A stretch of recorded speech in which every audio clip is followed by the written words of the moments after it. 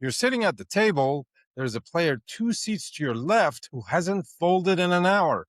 He's raising preflop.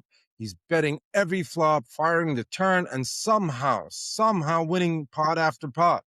And you're sitting there thinking, what the hell do I do with this guy? This is Vinton Poker, precision in, profits out. Today, we're talking about how to beat loose, aggressive players in live cash games, because the cost of not having a plan against these players is enormous. You'll bleed dry if you react emotionally instead of thinking systematically. And here's the first thing that I need you to understand. A lag is not one type of player. Before you can adjust your strategy, you need to diagnose which kind of lag you're actually dealing with. There are three kinds. First is the thinking lag. He applies pressure on purpose, reads hands, he can actually fold when the situation calls for it. And the second is the maniac. This guy bets because aggression is his personality. There's no plan. He just goes for it. And the third is the sticky lag. He's aggressive and he hates folding. He calls down light, he floats, and he hero calls. You need to know which one you're dealing with and which one you're facing, because your entire counter strategy changes based on that answer. If you're facing a thinking lag, you need to be more careful about trapping. He might sense it. If you're facing a maniac or a sticky lag, your primary weapon is value, and we'll get into exactly how to use it. Now let's talk pre-flop, because position is a fucking weapon against loose, aggressive players, and most people don't use it correctly. When the lag is on your left side, tighten up. Don't open hands that can't continue versus a 3-bet. When the lag is on your right side, attack, attack, attack. Isolate them. 3-bet wider for value. Hands like ace queen off, ace jack off, king queen suited, queen jack suited, jack 10 suited, pocket nines, pocket tens, pocket jacks, pocket queens. All of these become monsters against a player who's opening 40% of hands or more.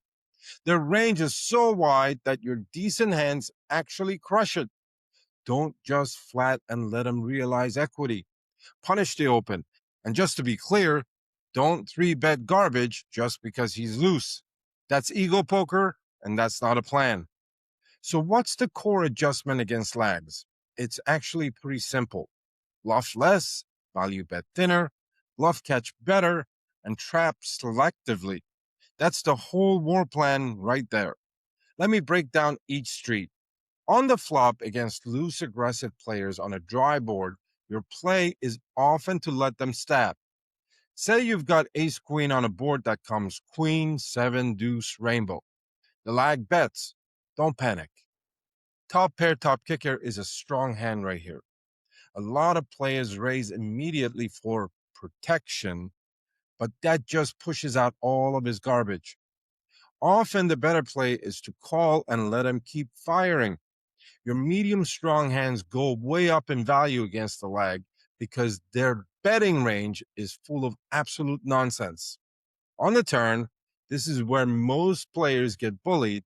The question you need to ask yourself is that, did the turn card actually improve his value range, or is he just applying pressure?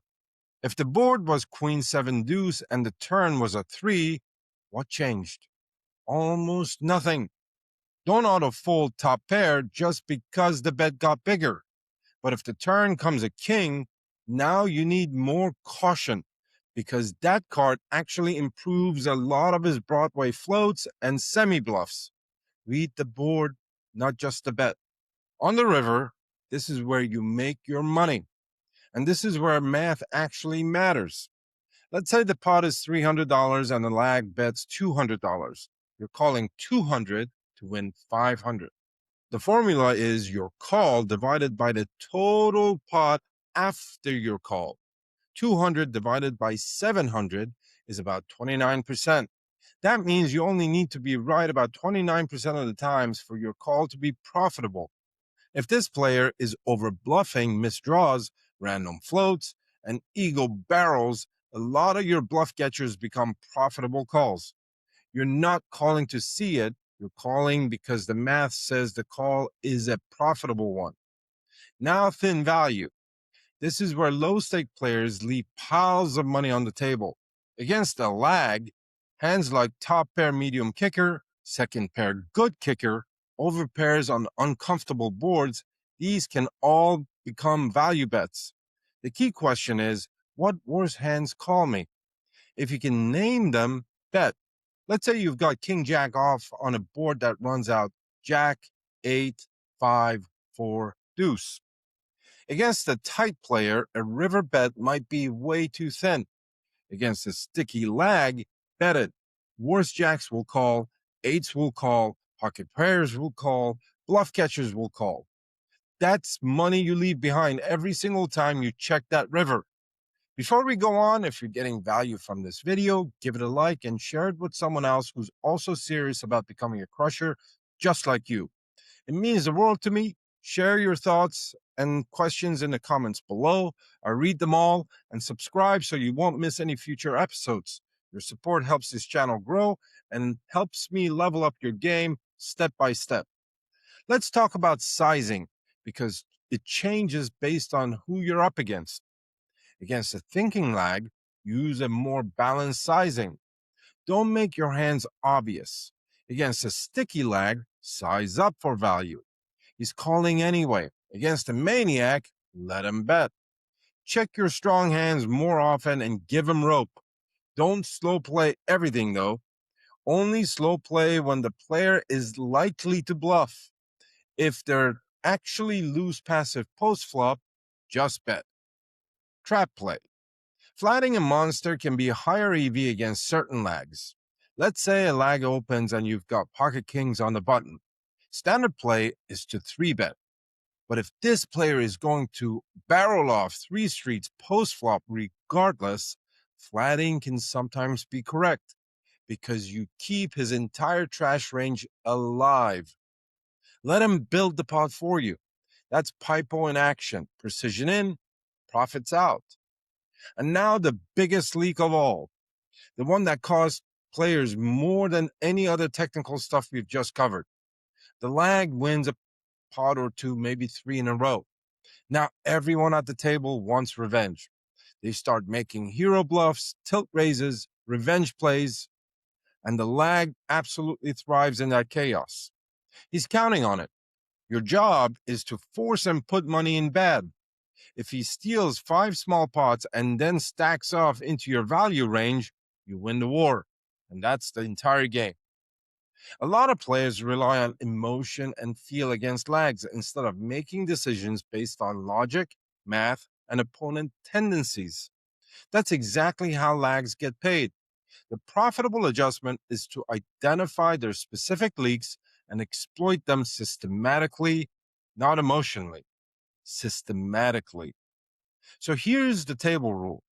Before every decision against the lag, ask yourself this one question. Is this player aggressive with air, aggressive with equity, or aggressive only when weakness is shown?